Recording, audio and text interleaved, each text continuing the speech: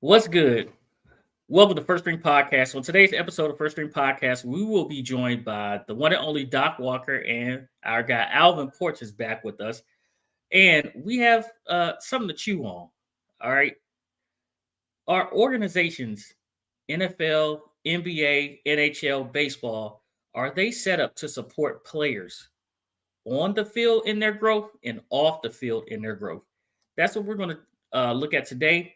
And it has a question about maybe 85 million, and how much is winning really cost.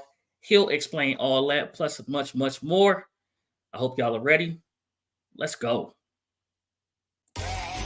Yeah. First String Podcast. Yeah. True Danny. Dre on the beat. You know. Yeah. What's your favorite squad? Tell me who you going with. First String Podcast. Yeah, we keep it lit. We got the latest updates. We don't pump fake. Like, comment, share. We don't care. Feel free to hate. We got great guests. Join us. You should chime in. Trudini on the intro for the time being. Lady A, representing Washington. Pick Washington, everything Washington. Mo coming out of Dallas, you know the business. Said, them Georgia Bulldogs ain't quitting. Yeah, if you ain't watching sports, you ain't living. About to get my mattress Mac on, about to bet $1 million, bet $1 million. Let's talk about it. We all grown and cool, we can talk about it. Before we hit the news, we gon' talk about it. Oh, you wanna bet? Let's pop a bottle about it. Welcome back to First String Podcast. Lady A, I'm pretty sure Corey has earned the first five of the day. Listen, let's get everybody in here so we can get this going and get it started. Say it. How are you, man? What's going on, my brother? What it do? Hey, it's another Tuesday. We all in the building. Let's get this going. Lady A, how are you? I'm doing well, and you're absolutely correct. Corey gets the first five. Okay. I'm going to get Ant in here right now. Ant, how are you? Doing all right, man. Good to see you. Good to see you. How we feeling? We feeling good. Glad to see that you didn't come in hot with the first five. That goes to Corey. All right. Now that I have everybody, the squad in the building, listen, do not forget to like and subscribe to First String Podcast. Hit the bell to enable alerts for new content just like this. And the most important part is that you tell a friend to tell a friend about First String Podcast. Let's bring in our first guest today, our guy, Alvin Porch. Al, how are you? I'm good. Thank you all, as always. Thank you for having me. Good to see everyone, man. Appreciate it. Once again, it's an honor, as always. Right. Doc is here, but he's not here. Yeah, his camera. I don't think. Yeah, Doc. Yeah, we got to get Doc's camera up. Hold on. Doctor, are you there? Doc. Yeah, I'm here. Oh, we go. There we go. We don't have a visual of you, but we got you. We got your voice, Doc. We got your voice. I don't know why.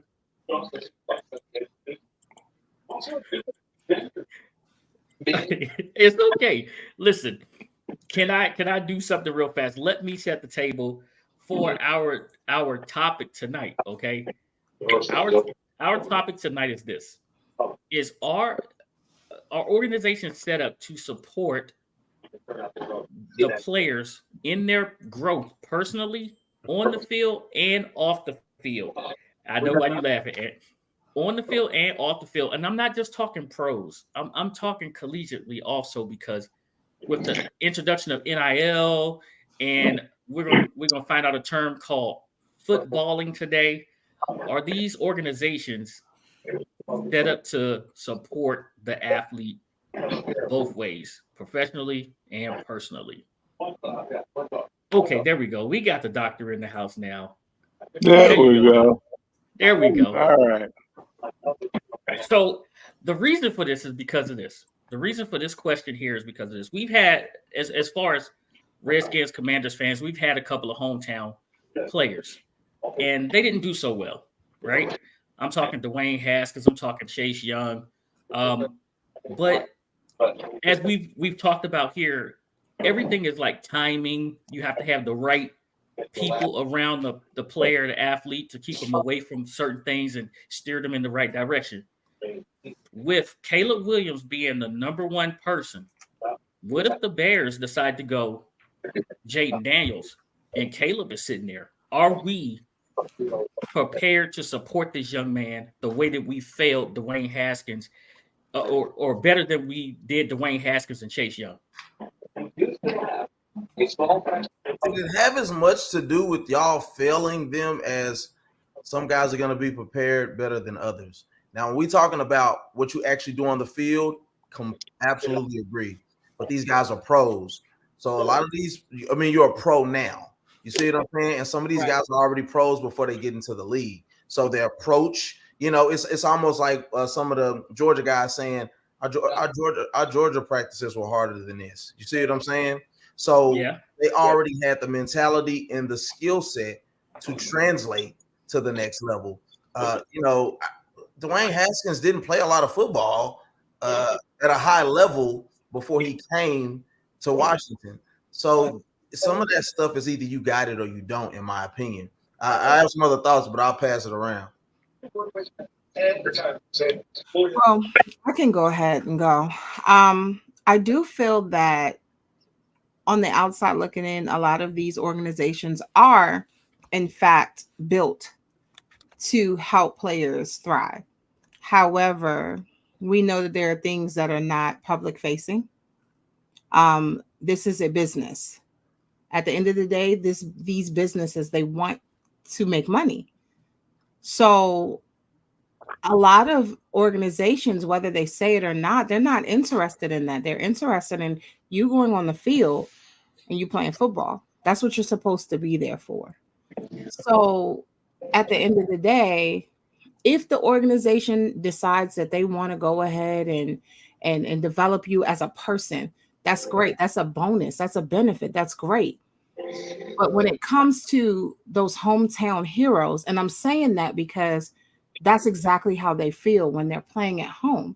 They're a hometown hero. It's going to sound shocking, but partly I kind of understand where Ant's coming from, and I agree, because there are some people that can handle it, and there's some people that can't. So is it up to the organization to develop you as a person? That's something that you may have learned years ago. There's something you may never learn.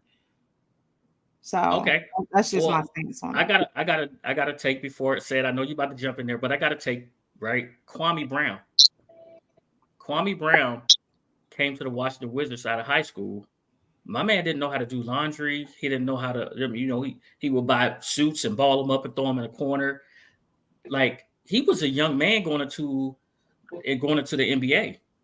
He may have physically been ready to play ball, but was he prepared? And since he's literally a grown man doing grown man things now, a professional athlete, did the organization fail him? Doc, since we talking pros, I'm gonna ask you that question.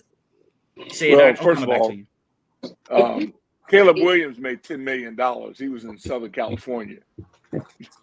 It's a whole different ball game. We're not talking. You're talking apples and peanuts. This is a different organization now. You have a world-class ownership. You have a professional management team, and you have experienced coaches. It's day and night, and this is their first rodeo together. But I put this group. They lapped the previous group that was here. It was a cartoon show, as opposed to this group. So I don't think that would be an issue. And this young man is day and night. So I don't think that'll be a problem. He wants to be great, and I don't think he's going to let anything get in the way of him proving that he's going to be an all-time great, because he's put that in his mind. And again, when you make $10 million in college, this is a bump in the log to him. Okay. All right, Stan, get in there. Let's hear your thoughts, especially coming from that Georgia Bulldog factory that you guys. I mean, the thing is this. The reason why a lot of these coaches, they go out to the University of Georgia, it's an open. Kirby Smart has nothing to hide. He wants 3 stars, he wants 4 stars, he wants 5 stars. He wants guys that are willing to work. That's what makes Georgia different from so many programs that's out there right now. That's why so many teams, other than the Falcons, except for this year, I think Raheem Morris is going to draft the Georgia Bulldog. But I've watched a little bit of stuff that's surrounding Caleb Williams at this point right now. He wants to be the first pick, and he says he wants to work. It's a possibility he will be. But the thing is, are they willing to fit the system to him, or are they going to pigeonhole into a system that he has to fit no matter what? But doesn't every person at this point in time say that they're ready to put the work in? Right? They all say, I'm ready to get to work. The day they get drafted, it's time to get the playbook. It's time to go to work. Right. But and I'm gonna take it to this one. Even Jason Kelce, who retired, and I told you guys, hey, if you haven't heard this guy's retirement speech, you guys need to listen. He said that he had to put work in hand placement, footwork, everything like that, and it resulted in 7 straight Pro Bowls and all of his accolades after he put in the serious work. But this was after being in the league for a little bit. So they all say that, right? That's what you went to college for, was to put all your resume out there on the field or the court or the diamond, whatever your sport is. You say it, but then you actually have to step up to the plate as a grown man and do it. Al, what you got? Hold on. Sir. Oh, there we go. There you go. I think it comes down to a couple things. I mean, as a professional athlete, or any professional anything, you have to have respect for your craft. And I think that's what Kelce was saying in regards to putting the extra work, learning how to work. I think Caleb Williams, like I said, I've told you before, I've knows some of his people personally that they're definitely in his crew in regards to people supporting him. The kid's been groomed for this moment, I believe, for many, many years. So I don't have a problem I don't think he's gonna have a problem adapting, but it comes down to what Ant was saying as well, to the individual. Some people get there with that I've made it mentality. Now there's a responsibility for the organization, especially these NFL teams. These are multi-billion-dollar teams. So they have a financial responsibility for their behalf and for the player who they're investing in. But the player has to want to be, I guess, not managed per se, but want to come in with a mentality of learning, finding out what he doesn't know and what he needs to know, and being willing to take those type of advisements or whatever it may be from the individual teams and everything. So it really just depends it definitely depends on the individual, but it's the responsibility of the person, the player, and the team to find that mesh so they can have success. So can I pick? I'll be honest, man. I think some of this is kind of too low-hanging fruitish, man. I think that the thing about this is, to me, I mean, Doc, correct me if I'm wrong, but I feel like a bigger part of your point was, listen, the money is going to clear the table. It's going to allow everything to be equal. If this guy's going to be an idiot, he's going to be able to do it when he's got 10 million before he ever hits the field in the NFL. And if he's going to be a pro, you're going to see it already, because the money isn't the issue anymore. Now, how bad do you really want this? A lot of those guys, of course, we're all groomed. We go to interviews. There's been a lot of us that lied at an interview. I show up I show up all the time. What's my greatest asset? I'm too passionate. Come on, man, knock it off. But if you already got the money, you're going to be able to see the manner of man professional that this kid is. He seems to have carried himself very well thus far. With some of the questions at the combine. And listen to reality. Like he said, everybody don't want him. Somebody going to draft him, though. Right. So at the end of the day, what they don't like about this kid, or guys like the Peytons and the Eli, or the Elis, when they said they weren't going to go certain places, is because now they're calling the shots. So regardless of that, he's going to go out there and show up and be whoever he believes he's going to be. Time is going to tell on that. You could put the best system around some guys, they're still not going to get it.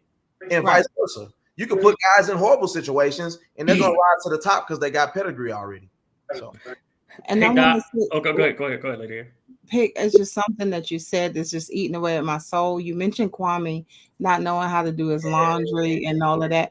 I'm gonna tell you like this: that is not the NBA's responsibility. At the end of the day, that real talk. At that time, he was an 18-year-old young man going into this world. So if he's an 18-year-old man going into the NBA, 18-year-old man going into the military, or just the regular workforce, That's something that that's different. Your It's employer different. ain't supposed to teach you how Parenting, to bro. do your laundry. Don't get me wrong, but I'm not saying Don't it was your fault. I mean, it is what it is. That's he mentioned that. I did because of this. He was probably spotted probably at the age of 7 or 8, right? Right. These basketball players and tennis players, these prodigies, they are spotted at this point in time, and then their priority becomes sport, right? It doesn't become teaching them how to iron clothes. It doesn't become teaching them how to manage a bank account. But it's not your employer's responsibility. It is not, but that does affect their performance as a professional. You know who doesn't treat him like a professional? His granny that raised him or whoever. Come on, man. I tell you what, when I went to college, I did do a lot of stuff. It was hard waking up for the medical classes, but you know what I did? Wash my drawers. You know what I did? Hung my clothes up. That ain't got nothing to do with being a star athlete or not, man. I'm just right. It depends on where you come from. And I mean, a lot of those things that what Kwame didn't know had to do with where he came from and who raised him, and what they choose to put the importance in while they were raising him. Right. Yeah, this kid's a Huxtable, man. 17. You can't take a kid from the hood and compare him to a Huxtable. Right. Man, Kalen, man, this is a whole different day and night. NFL and NBA, different day and night. And he went to the Wizards. That's different. You can't compare. That's their fault. It got nothing to do with the kid. Right. That kid had gone to the Celtics or gone to the Lakers, it would have been a completely different deal. Don't forget, the best kids usually go to the worst organizations. Exactly. So if Caleb would be lucky to go to Washington as opposed to going to Chicago, simply because of the management team. I think the management team in Washington, even though it's new, it got together. Peter's the general manager, the people, the ownership. I'd bet on them before I bet on the crew in Chicago. Look what they've done with Fields. I mean, they fired everybody. They rotated people. They're a mess. Right. They're like Snyder in that group. I bet you that. But the kid, he'll be okay because he wants to be great. Right. He ain't waiting on nobody to motivate him. He wants to be great. That's a big difference. So, Doc, it sounds like you're saying that the organization has to be correct for the player to thrive in that environment on and off the field, right? So, it does help. With that being said, now I want to look at an organization that everyone says is great and we should model ourselves after. They missed as well. And I'm talking about the New England Patriots. If you guys have watched Dynasty at all, the last episode dealt with Aaron Hernandez. And they knew that there were red flags in this guy's past, but they still thought that the talent outweighed the person. And look at the end results. That happens with a lot of teams, Pick. I mean, no one knew he was a killer. I don't think they did, but I mean, teams take chances every day based upon a kid with super superior talent that may have some red flags off the field. I mean, that's done probably in almost every organization in sports. It just depends on the level of risk that team is willing to take. Right. And in the Hall of Fame, Dennis Rodman look who managed Dennis, who he was with, the organizations that he was with, they were able to manage him in Detroit, in Chicago, LA. Those were bona fide Hall of Fame management and coaching group and players. You got to have everything. Dennis played with Hall of Fame players, coaches, and management. And he handled his business. He left the club and went right to work and balled out. So, again, they were talking about the man wore a dress. Hell, I wouldn't care what Rodman wore. I wouldn't care what Caleb wore because they committed to the craft. So it's about the individual. Hernandez, they knew what was going on, but that's a different kind of guy. The guy that coached him, we know that guy himself is questionable. And it proved out. It happened in Jacksonville. So he's the thug. So that's what happened. You took it right out of my mouth. You stole the words right out of my mouth. Call it straight. He's the coach is a scumbag. That guy is the epitome of please just go away. Okay. Listen, man, the guy had a girl half his age, probably more than half his age, sitting in his lap after a game. And that's not whatever you do in your personal time, but it's like you just aren't a guy of high quality character and integrity as the guy Urban Meyer. So even in what we were talking about earlier, Pick, with some of these organizations and what they sweep under the rug. Yeah. We're talking low-level stuff. We're talking about like a guy got in a fight in a club and, you probably got him out of jail, that type of stuff. Yeah. If he's a stud of an athlete, not killing people, not your sociopath. That's what I'm saying. There's levels to this. There absolutely is. And what Ant's talking about is the term footballing, right? So basically what footballing is this. So Aaron Hernandez went to the University of Florida. Urban Meyer knew he needed to get him out of Bristol and get him down to Florida. Even before his first game, he gets into a fight. Florida's security and all that, they sweep it up. It's all under the rug. And Aaron, before his freshman year, learned that he can do a lot of things in football, will take care of it. Right. It's called footballing. That's what that is. It's still just different because that guy would probably, if he never played football, the guy probably goes on a string of murder somewhere we never see. I'm just saying, if something was wrong with this guy, far beyond I can get my way. Okay.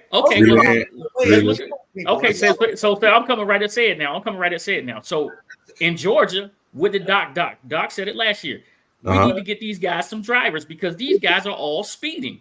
Now that's not a big deal, right? Man. But they out here balling out of control. They racing vehicles. Them boys are driving Trackhawks, man. Now let's put it out. Let's be realistic. Let's be realistic because I don't know if you ain't know the trend. You know how many people have been pulled over in Michigan. They don't made a big deal out of it since they won the championship, right? You have. These people been pulled over for speeding tickets. There's been pulled. They've been where they're not supposed to be. Simple stuff. Because they won a championship, now they have eyes on them. Right. Had we not been back-to-back championships, how many people would have heard about him in this Jeep Trackhawk? You would not have heard about that. Yeah. Powerful, dangerous vehicle. But like I said, though, Pick, and one thing you must realize at the same time, these are 18, 19, 20-year-old kids. Absolutely. I'm not saying they're going to be perfect. None of them are going to be exactly perfect. They're going to make mistakes. Right. They're still kids. And I'm not saying that they shouldn't make mistakes. I'm just saying that because you're a gifted athlete, it gets a little bit. Well, that happens throughout society. If you watch the news, there's people that are getting away with murder. Just turn on the 6 o'clock news all day. There's people breaking laws all over. That's called privilege in this country. And that happens on every level. The better you are at something, people get away with things. So you're not going to solve that. That's going to happen. That's a societal issue. Right. But when you're talking about professional sports and who you want to be the face of your program, somebody's got to be the bearer of bad news. And that's where discipline comes in. And we all know that. And it's about parenting. The sad news is when, with the Huxtables that have happened, when these kids start being the head of their families, that's a problem. As long as the parents maintain the fact that they are the head of the household, the kids will be fine. Right. But we've seen it all where the kids are running the family, and that's not good. Ja Morant. Go, Ant, what you say?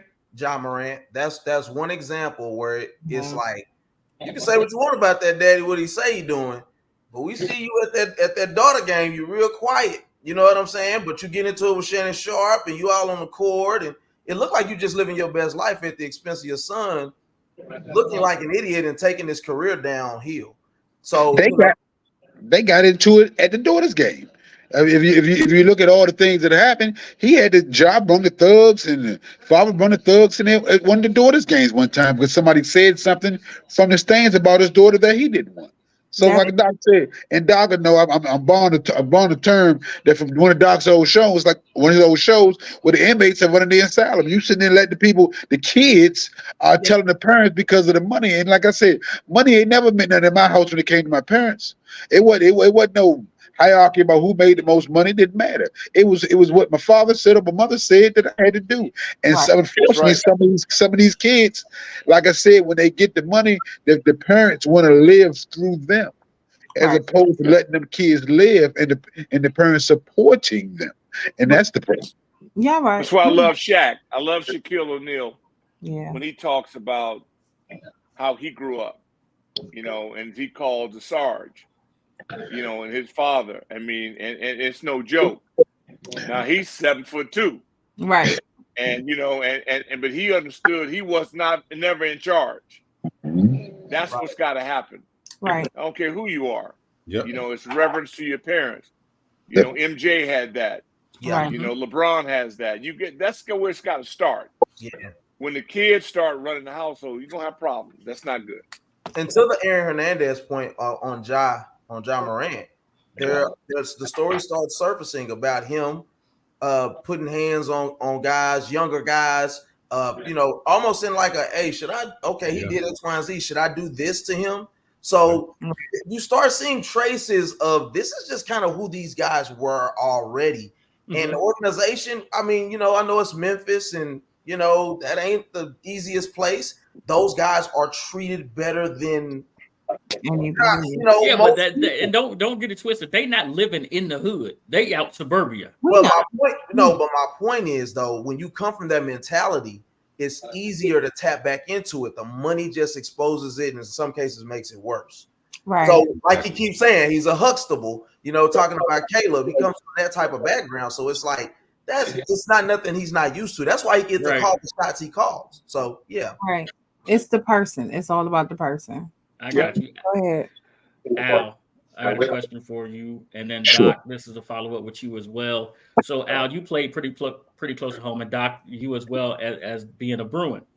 How did that affect your collegiate experience with your parents being close to you? For me, No, go ahead, Doc.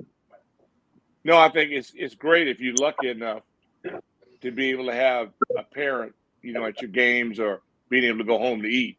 In college, I mean, food is the number one item. What you talking about? Because if you go to school in Westwood, you couldn't afford a burger. You couldn't afford. There was no NIL. You trying to BEOG grants. You trying to get. If you're keeping it real, food was the number one item in college. Trying to get to it, and we're driving 45 minutes to get a home cooked meal. We in Westwood. There ain't no way you can't afford nothing. So those are myths. You know, and again, and maybe different for the guys playing basketball, but football wise, I mean, there was no NIL. Now with NIL, it's a whole new ball game. Right. That's why I would not want to be coaching or being. I mean, what these people have to deal with now. But once again, like the bowl games were mismanaged. Now we're finding out how they were robbing. The NCAA so poorly operated. Like the Pac-12, it's a travesty. Right. What happened, and these adults, and they got to fix it. It's going to take them some while. They've blown this thing, and they got to wheel it back in. It's completely out of control. I don't care how much money you have. I don't find any justice or any right way for anybody, even if you have it, for a team sport where one kid driving a Viper or whatever to school in college. Right. I mean, I can see NIL if everybody got a pickup, everybody got one. But I don't get that. Even if the parents are well, and again, they'll have to wean it back in. We all know, especially the SEC, they've been running NIL. The good news now is that everybody now got a shot at it. That has kind of balanced the thing out, but they got to wean it in. It's out of control, and they'll have to fix it. But what about the bowl committee people? For years, that have been making a fortune on all those bowl weeks. But Doc, gift bag. Give him a gift bag. Give him a swag bag. Doc, how do you close that Pandora's box though? Once that money is out, how you gonna reel that money back in, Doc? They got to find a way to at least they have to find a way to put it in some kind of pool, some kind of way, interest bearing, put some kind of benefits on it to where upon you, even if they just make attendance to class. I'm not saying completion, but at least attendance. Some kind of incentives to get you to at least show up to get a stipend, a monthly stipend or something to do it. You got to do something, man. But you got legislation now putting stays on orders saying that you can't get, when they're trying to stop them from getting money before they sign, they got legislation saying, nah, they put stays on those rulings. So they want to get the kids money before you even sign. I mean, the thing is this, Alvin. The thing is this: the NIL at this point, they figured out a way around the NIL. That's why you have so many places like UT have boosters, major boosters. Yep.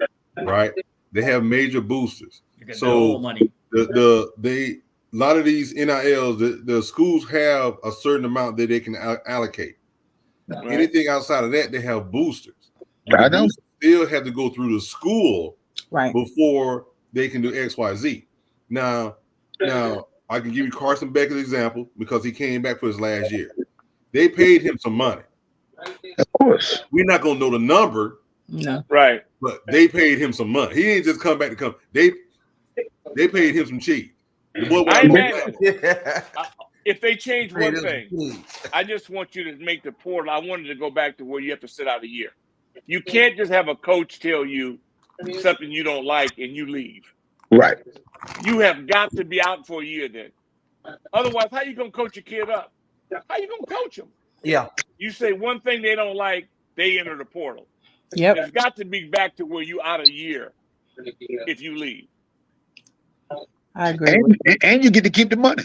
You can leave and you keep the money. I mean, so I mean, you got to tighten it up. You got to tighten that up. That thing is reckless now. It was reckless before by the quote bowl committee people and the presidents of these bowls. The millions that they pocketed was grand theft, and what you get out of it, you got a bag. Well, now you got a gift bag. You got a bag, and they got a bag of cash, and you got some shoes and a watch, and something like that. And a TV. Highway robbery. Hey, a couple of years ago, the PlayStation Bowl, all of them got PS5s, and we couldn't find a PS5 out here to get to my kid. That's why. And all the players got a PS5. Said is actually part of NIL. He got a young dude a private jet. Really? A private jet? Yeah. Yeah, we already heard about the private jet. So the question is the coach using it? Is the player using it? Or the parents using it? Who's using this private jet we talking about here? I get the jet. You see how these coaches running out. Nick left. Thank you. I'm about to say, took the words out of my mouth, Doc. Nick left. Yeah, Nick got plenty of money. Nick got car dealerships all throughout the South making plenty of money, but he wasn't gonna put up with that. You taking his feet from under. He can't coach the kid the same way and coach the kid the right way. When the kid making, like you said, I can't pay a wide receiver $1 million a year who ain't never made a catch. Then I got a 2-year sophomore, 3-year junior who making $100,000 who's returning with 1,200 yards and 100 catches. It just don't make sense. It don't make sense. Yeah, they got to manage. They'll tighten it up. It'll take them 4 or 5 years, but it's that's the least of our problems when you look at the big picture. When you cut on the evening news, that pales in comparison. Yeah, it does. I mean, we got a leadership issue that is amazing. Okay, Ant has a question now. I boogered it up, so I'm gonna let Ant straighten it out. Well, it wasn't a question. You're right. You did mess it up, but it's not a question. It was a thought, right? Because I'm coming in to work this morning. I'm listening to local radio, and I hear them say that the Denver Broncos are going to eat $85 million to move on from Russell Wilson. Yeah. Right. And it made me think about who's in charge. It made me think about what is his pedigree.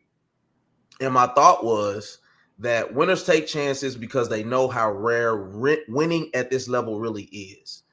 And my question is, how do we decide what a real winning organization looks like? Because if we're going to just base it off of you make the playoffs every year, you win 10 to 12 games, you keep your salary cap kind of cool, you do just enough, then I have an issue with that. Mm-hmm. Pick brought up, part of his stuff was, we were talking about Dez Bryant, and I'm like, I would argue that the Cowboys didn't necessarily do anything to set him up for success. Dez Bryant was already a stud. He was already a dog. He had a certain mentality. He did come from a not so great background, but a lot of it was things that happened to him, not necessarily things that he had done. Right. There was some money stuff in college, but it's that that doesn't matter if those. Now we just got to deal with what type of person you are once you get the money. So what makes a good franchise that can that cares about winning beyond what happens on the field? Because to quote the great Kyle Watson from Above the Rim when he was talking to his coach, "Come on, coach, we know it's more to making it than just what happens on the court." So what is it that makes that franchise that much different? Because Pick said that he thinks the Cowboys do a great job of what did you say? Player personnel. I said I think they have a really good player personnel group. Developing players and developing players. They do. So I would ask you in that regard, I would ask you to tell me how. Well, I'm gonna refer to Doc. I'm gonna go ahead and the Cowboys have a great they have a great system in identifying players that fit their system, getting those players, and they seldom miss. So they were the fourth or fifth round players that come in and can play. Now they don't win the big, they have win, but that's their owner's issue because their head coach is never in charge. They're running a program where the head coach is not in charge of a program. That's very difficult to do. And everybody knows that the head coach is not in charge. It's hard to run a team when everybody knows that the guy in front of you is not in charge. That's a systemic problem with them, and it's never going to change. So that's just Dallas. But then they're the most profitable. They make the most money. Everything in revenue, they're number one in every single category. So when you start talking about popularity, well, why is that? Well, because they got people that hate them and love them. Most people that they don't hate, they don't even care about you. But people want to see them lose and win. So they get numbers and get volume. But they're collapsing. It's been 28 going to 29 years now since they've won a game of significance. Yet they're number one in every major category financially. So, but that's Jerry's thing. And the moment he takes that reign off their program, you'll see an immediate difference. Now, that's not going to happen while he's alive because he ain't going to change. He's never going to have an alpha as a head coach. They all be puppets. And he's going to do it his way, and it'll never work until he changes. Alvin, let me rebuttal this, and then I want you to get in here for sure. Oh, I say, I have to absolutely respectfully disagree. What you just explained to me is a team that has been able to stay relevant with smoke and mirrors. What I saw, if we can even go back to last year's draft, does anybody know who Mozzie Smith is still? Undersized, and I said this during the draft, didn't I, Lady A? You said Mozzie who? 3 technique, whatever it's supposed to be, that barely got on the field. Can anybody tell me who Schoonemaker is still? The tight end? You caught a touchdown in the playoff game. You make a play a little bit. You caught a touchdown in the playoff game. Stop that. Okay, congratulations. We lost by 50. The guy had no impact during the season. He couldn't get on the field. The other 2 tight ends played more than him easily. He may have got a touchdown by happenstance. I'll tell you what they can do. They draft linemen excellently. They have hardly missed on a lineman, and that's even going to back when they drafted Smith, who was the most penalized guy in FBS. That guy moved. Well, they're the most penalized team because they're the most undisciplined team. No. I'm talking they give about away 100 yards his last year in college. Okay. Yeah, his last year in college, he was the most penalized in Tyron? No. Tyler. Tyler Smith. Oh, Tyler. Okay. Yeah, his last year. And he basically stepped in, and you didn't hear about him. He had his penalties. Now Biadish, that guy, he's not as great, but he was a starter.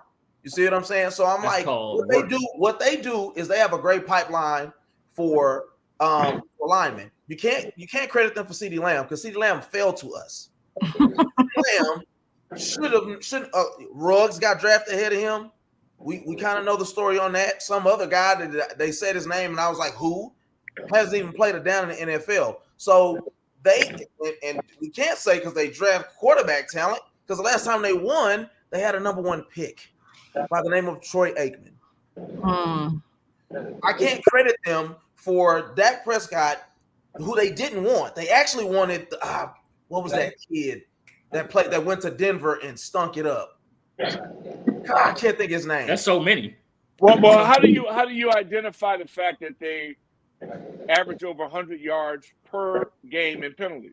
Are you talking about as far as their linemen are concerned? No, their team. The team. The most penalized team in the NFL. Yeah, no, Doc. I'm with you. That my point is that's the smoke and mirrors.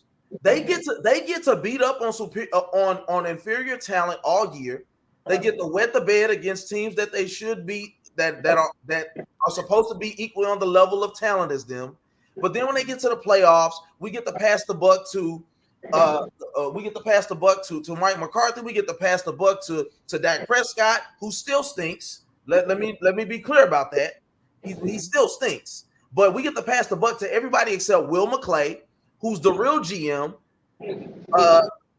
Stephen Jones, who's actually supplanted Jerry as making a lot of the decisions. Jerry is just cool with being the face at this point. So none of these guys get none of the credit that they deserve for not properly putting. This team is not invested in a three technique or safety in over a decade. I would say y'all problem is y'all haven't invested in y'all offensive line in quite a while. No. You don't know what you're talking about. You have no idea what you're talking about. No, I really This is why I don't like talking Cowboys. Because Pick is going to say something that pisses me off. He doesn't know I'm supposed to. Because y'all in the last couple of years, y'all did just like Doc is saying, y'all got a left guard, but no, he's damn good. You forgot Zach Martin. You forgot Travis Fredericks. These are top tier guys. Tyron Smith, Tyler Smith. So still, they know how to draft linemen. I said you do. I said you haven't done it in a while because those guys are getting old. All right, you said you wanted Al. You said you wanted Al Sean. I'm listening. I said this a couple weeks ago, and it's a couple things. I'm gonna start here first. Okay. If we saw the owner of the Chiefs walking down the street, could we recognize him? No. If we saw the owner of the San Francisco 49ers walking down the street, could we recognize him? No. Until losing starts costing Jerry money, it's not going to make a difference. It's never going to cost some money. They can make money no matter what. That's why I said our best thing about it is our biggest problem. We don't even when we lose, we win. So that's not losing. You're going to play the Chiefs in the opener. I guarantee it. You only not in prime time twice the whole year. You can't lose. You're a revenue cash whore. And as long as Fred Flintstone is your head coach, you got no. It's never going to work in that. But they don't mind because it's a cash machine. It's better than the drug cartel, the Dallas Cowboys. If you cannot lose. So the numbers are if they pick up Trey Lance's fifth-year option and get rid of Dak, they're going to be in the whole $70 million. So a team that is not even as supposedly talented as the Dallas Cowboys are willing to move on from a Super Bowl champion and has been another time. But we're going to sit around and fill our thumbs with Dak Prescott, who can't win a big game in the playoffs against a winning $60 million. $60 million.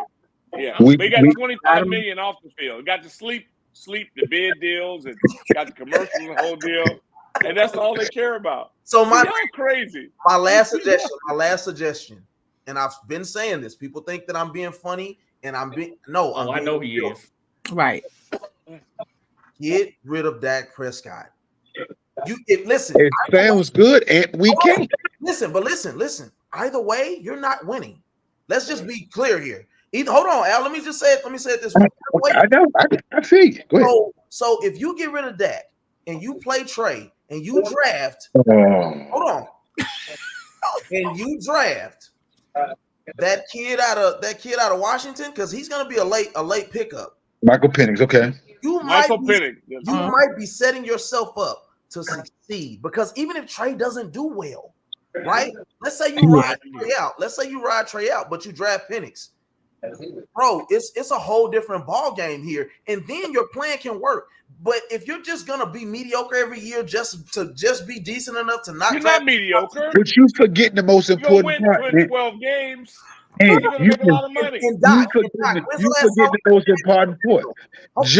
Jerry ain't got the time for no rebuild. Nope. And if you do that, that's a they rebuild. win anyway, because they're not gonna win with Dak Prescott. But he gonna keep pushing the narrative that we all in. And we sit there and get mad. I sit there, it disgusts me, you know, and I love the Cowboys to death. I had to listen to Jerry keep telling me we all in. I'm like, we all in the garbage. That's what we all in. Because that's what we He went keep to the Senior doing. Bowl, but he went to the Senior Bowl and got all the publicity right after because he's a publicity whore. He went over there and got that, and boy, them sites and ching. He's just making up money. I'm telling you what, man. He ought to have a sitcom. He like a kid want the likes on Facebook and Instagram or something. He want the clicks. He's a he don't want the You're substance. right. He's a millennial.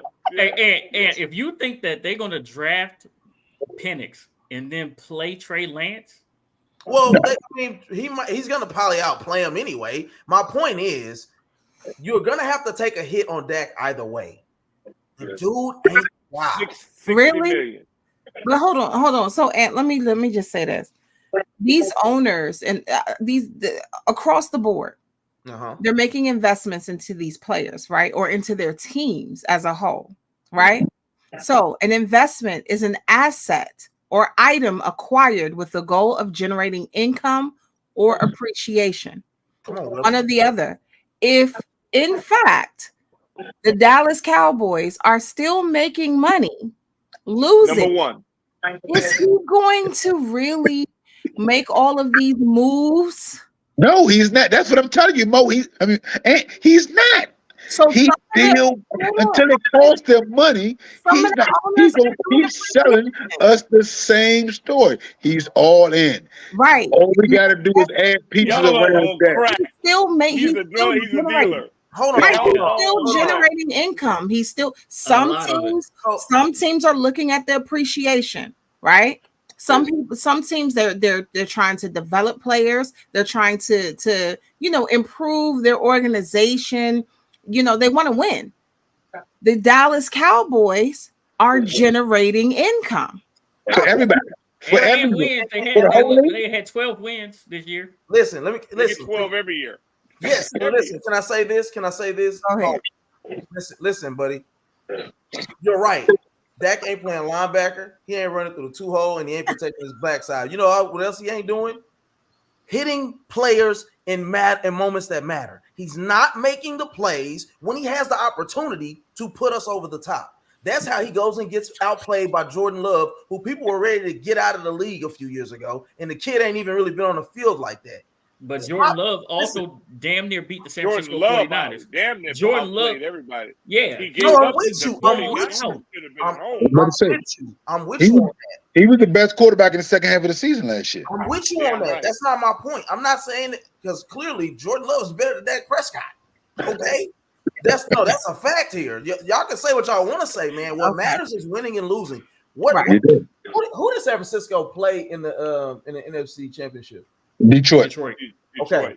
So and Dan Campbell messed that game up for them. Go ahead. It was Detroit. Dan Campbell ain't dropped in passes. Right. But Dan Campbell ain't kicked that field goal either, Doc. You always make it a 3-score ball game. 3 third-down drops. I know, Doc, but he's the same player. Doc, you got to make it a 3-score ball game with 20 minutes left in that game. Alvin, you got to make it a 3-score ball game. It's a difference. The referees beat Detroit and Dallas. Y'all got that one. Y'all would have murdered one of them guys. So you got away with that one. But it's okay. Y'all be back in it next year. The one thing about it, you'll be back in it again next year. You lose again in January. I make the bet on it every year. It's the safest thing in Vegas. And Doc, to your point, that's why I say they're mediocre. Mediocre. You're not mediocre. Let me put it to you like this: the guys who care about winning, just being good enough to put yourself there is mediocre. Denver showed you, but that wasn't Peyton's fault. That was they hired a man who couldn't coach. They tried to lure Rodgers over there, and they hired a man. That's the NFL. They hired a man that can't coach, and they ran him out of there, and then the Jets bring him over there. Right. But it's the NFL. And he got a job, and he wasn't unemployed 2 days. Yeah, he still got a job. I guess my thing is this. I care about winning beyond getting 12 wins and getting in the first round. May or may not win in the whatever they call wild card and losing in the divisional. And as long as we all know that the sun rises in the east and sets in the west, that's as sure as the Cowboys are going to do that in the playoffs. They are mediocre. That's not great. When your quarterback lets you down every single time, he's mediocre as well. He's not a smart. He still hasn't gotten over it. I keep telling you all, he's good. He's good. He is good, not great. That is good, not great. And hold on, let me ask you, since you're gonna say that, since you're gonna say he's good, not great. Yeah. There have been quarterbacks that have won Super Bowls that are good but are not great. And I will just tell you one, Collins is good, not great. Who you said? Collins. You have quarterbacks at the prime. But you gotta understand, when you're playing for a team or a franchise such as the Dallas Cowboys, I understand college. It's a little bit different situation there. So I mean, like I said, and that's the number one position in American sports. The quarterback of the Dallas Cowboys. So it's a little different. It's a little bit different there. That's why I say the problem with Dak is we need him to be great. He ain't got to be great all the time. When we need him to be great, he stays good. My question is this: or why below. Can't somebody else be great? Why does it always have to be? And this is a serious question. Why does it always have to be your quarterback? Has to be the great one. What happened to a spectacular catch? What happened to a great running back? What happened to a great run? A great tight end catch? Even when it's a great catch, it becomes a better throw. That's how the commentators shake it. You know why? The most important position in sports is the quarterback, and it's going to always be. So the bubble gum, the New York Giants.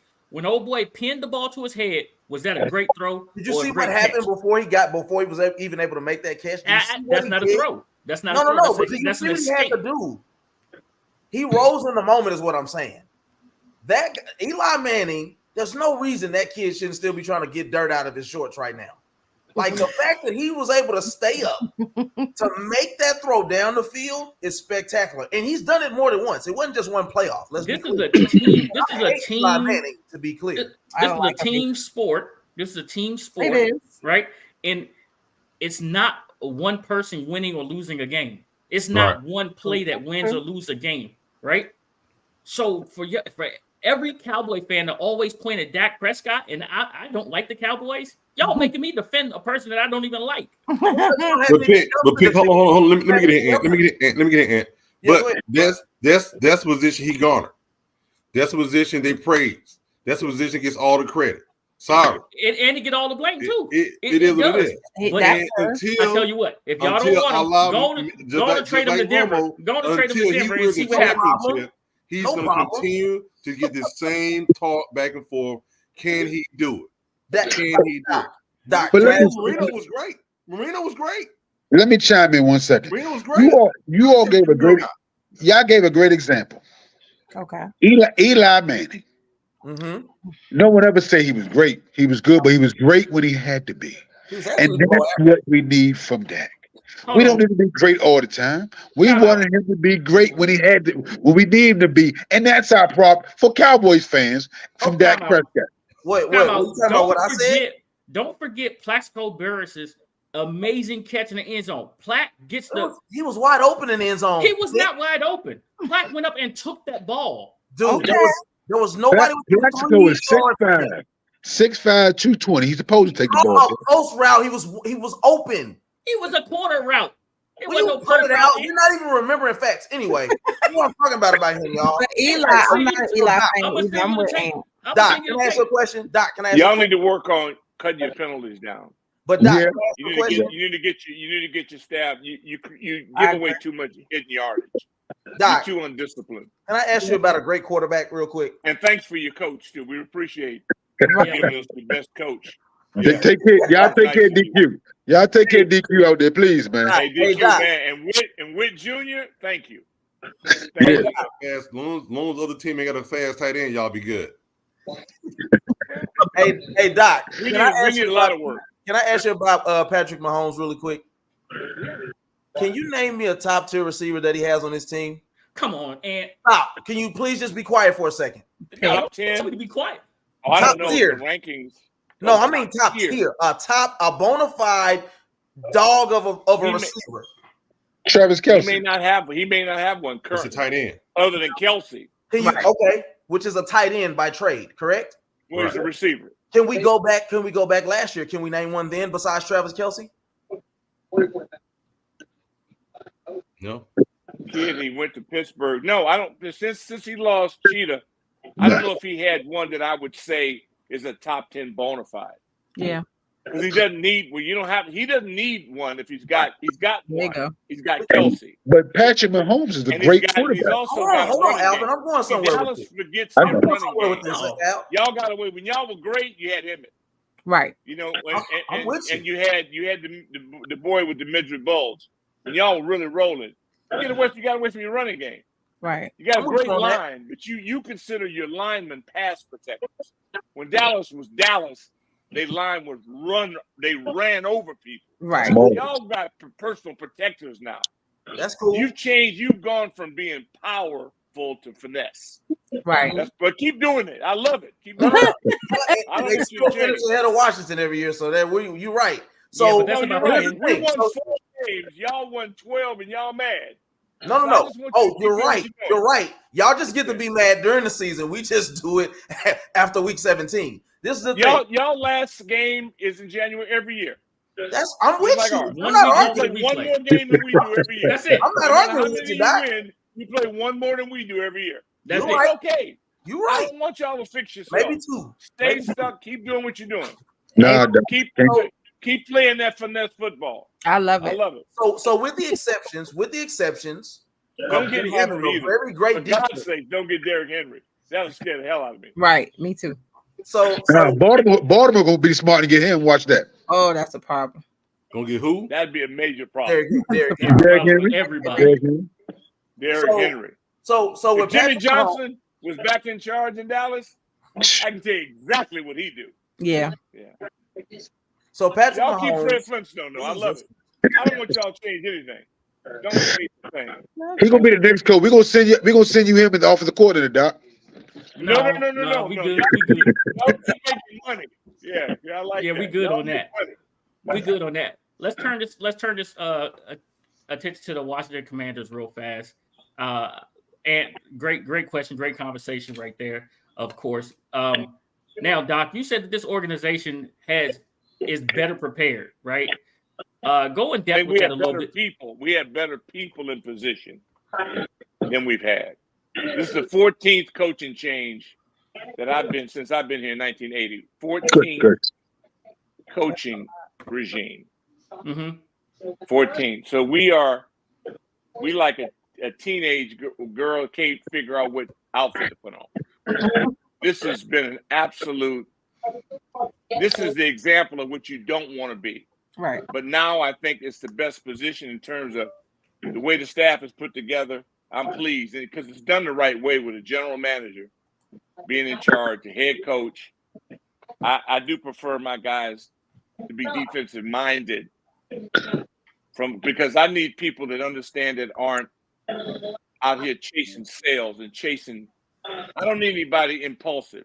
I need adults. Offensively, you can be wacky. You can do all that stuff. I think we're in a really good spot in that.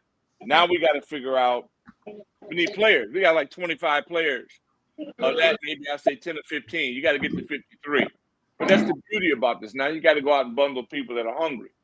And to me, the draft starts once the draft ends. I'm looking for undrafted free agents. I need some people that are desperate. You want to be in the league. I don't this combine. Only reason I watch is to watch the fat guys, the big boys run. and then I watch the broadcaster run for charity. And the rest of it I don't watch. It's a joke. It'll be off the air in 3 years. Right. It's past its time. Once guys stop participating in it, it's for TV now. You got guys going, I ain't doing it. I'm not showing. It's over. Everything has a cycle, like the bowl games. In our generation, the bowl games are everything. Now people don't even go to them. They don't play in them. It's over. And so the next thing is what's going to be next. Right now, it's about people who want to make a living. I need some people hungry to make a team and play. That's why Joe Witt, I love this guy. Yeah. I love his approach. That's what we needed. We had too many. The NFL is infiltrated with trust fund babies. Friends of friends. They hire in the neighborhood and all these people. We got a hungry group of people in here now want to prove themselves. And that's what you need. Now we can find out they get some players that want to play. We'll see. All right, Doc. Listen, this has been a very good show. I really do appreciate everybody's opinion with this on our topics today of are the organizations prepared to help these guys on and off the field, guys and girls on and off the field. Now I got to ask y'all this last question right here. March Madness is coming up, and this is off the cuff right here. March Madness is coming up. What player are you guys looking forward to seeing the most? Caitlin Clark. Caitlin. Well, South Carolina, Game Clark. Yeah, them too. Yeah. I'm looking to see them just run through it. Yeah. I mean, the girls are balling. I mean, Caitlin Clark. It's been amazing to see it, but the Nebraska Cornhuskers, the women, they shut her down. She had 20 points the first half in her game. I don't think she got a point in the second half. See, it's the parity. Right. It's okay to have one super no, but you want the whole sport now is grown. Women's ball now is off the charts. I like watching them better than the guys. So there's great games all across the country. Right. And I think the women's Final Four is going to be epic. I'm with you. It's going to really be off the chain. And you need a dominant force. I remember when UConn was doing that thing. I remember when Tennessee was doing that thing. I remember when you need Southern Cal had a role. You need 7 or 8 different schools rotating with great, just like football. Right. If one school is always winning, I need a lead dog. I love that. In fact, Georgia did 29 straight. That was great. But I need dominance. I don't like parity. I want a king of the hill. I want somebody chasing greatness. Too much damn parity for me. I want to see a king of the hill, somebody way out there, so we got something to chase. And I want to see the Bulldogs. I get Kendrick Golston on with me every week. I love him. And now I mess with him every week. Hey, man, y'all won 29 damn games, lost 1. Now what y'all going to do now? That's what I love. I can't wait to see the SEC go to war. Now to see in Mississippi State, they down there with all that money. I mean, Ole Miss. No, not Ole Miss. I meant Ole Miss. Yeah, Ole Miss. Ole Miss has got more going on NIL. There's so much money down there. They've been doing it. Now it's quote legal. I can't wait to see what's going on. Well, you know, they actually put him on the hot seat now because now he has no excuse. All them 5 stars that left Texas A&M, they went to Ole Miss. They're talking about what they're gonna do now that Nick Saban's gone. We finna run this side of the SEC. Oh, okay. I can't wait to see it. In Ohio State, I mean, they have put everything in the world on. Chip left UCLA, head coach to be a coordinator. Everybody in the world. Please explain that to me, Doc. How much money they got flowing through there if he's doing that? I'm thrilled. You know them Buckeyes.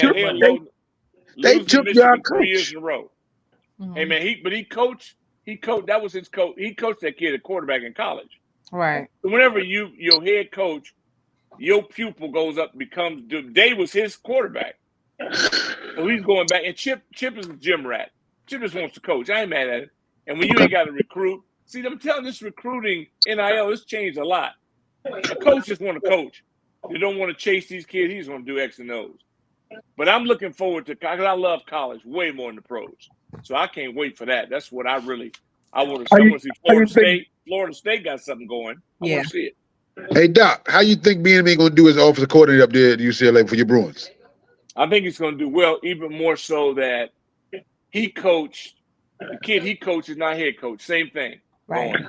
So I'm waiting to see what happens there, and if they go get up their behinds and support them.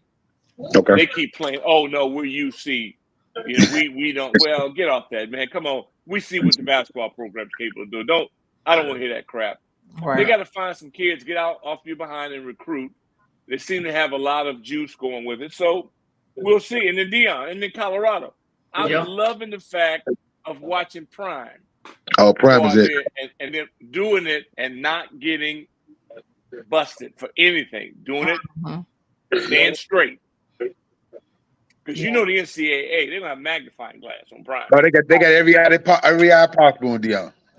Everything on. Yeah, I want to see what happened with him. And then going to Big 12. And there's a lot of intrigue going in college right now. I really want to see what happens. Now it's realignment. You know, a lot's going on, but I'm really, really eager for college football to get going again. Yeah. I love it. All right. Well, thank you, Doc, for joining us. We really do appreciate it. Lady A, take care of yourself now. Yes. I'm fighting. Don't worry, Doc. Don't let them beat up on you. Hey, Doc, can our Lakers get out the play-in too? Can our Lakers get out the play-in situation, man? They got to get in the play-in first, right? We in the play-in already. Got to get in the play-in first. No. I mean, it was nice last night. The problem is you don't shoot the three well. You don't defend the rim well. I can't guarantee you. And AD's on, they can control the world. The question is, I don't know what. He is healthy now. He been healthy this year and consistent. And he ain't been this. Denver, chasing waterfalls is a runaway freight train. Humpty Dumpty's unstoppable. I mean, that boy. That's a dad bod. They got a beast. So I tell you what I'm intrigued by is Milwaukee, because I'm thinking that now that Dame time is really settled in, and Doc, it seemed like he got him playing a little bit of defense. Hope so. And I'm waiting to see Giannis. Milwaukee intrigues me because I really want to find out. I think that the big boy got a little Russell Wilson in him. I want to see what he gonna do. You know, he's too talented not to be dominating the damn league. Yeah, but you know, coach is getting fired in the middle of the season. I want to see if he's playing basketball or is he running the organization. There's a lot going on in the NBA. I want to find out. And these young boys, OKC, what's going on? Man, there's some balls. These young ballers, man. I don't want to discount them yet. But Bron, I mean, this is it. We're looking at the final chapter. Right. So I want to see what happens. It's going to be fun. All right. It's going to be fun. Yeah. Thank you all for watching. Thank you all for watching. Y'all be good. Tonight. Hey, Cowboy Nation, y'all hang in there, man. Seriously. It's going to be okay. Y'all might make it next year to the divisional round. Doc, NFC Championship guaranteed it right now next year.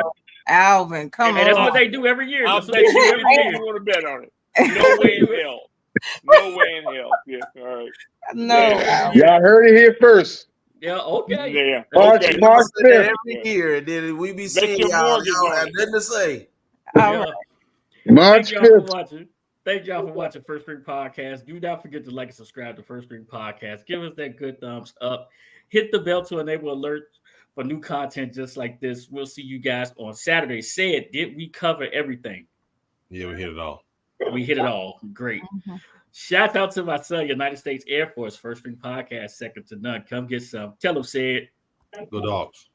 Hell. Ready